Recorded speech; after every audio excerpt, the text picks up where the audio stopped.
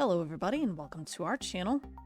You're on part 3 of our coverage creation series. Let's get started with our overlay settings.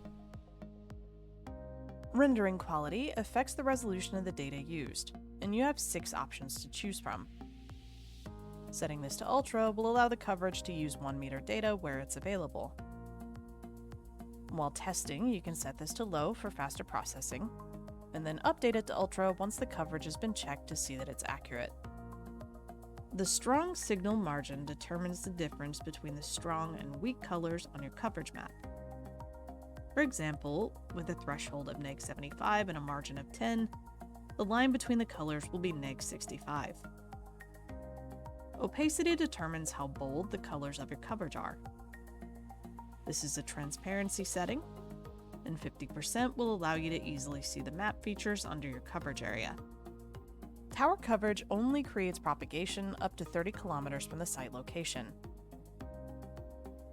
Setting this to higher will not extend the coverage.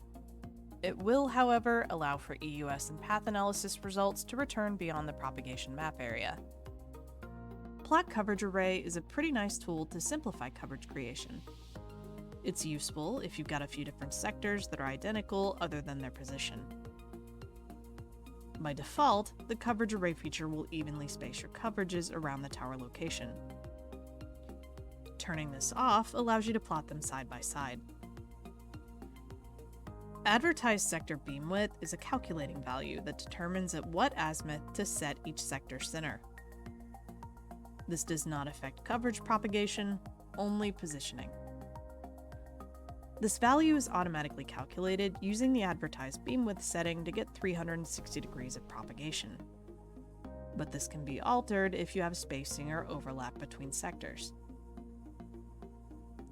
This concludes our coverage creation series. If you found this video helpful, please like and subscribe. That is all I have for now, guys, but I will see you for the next one.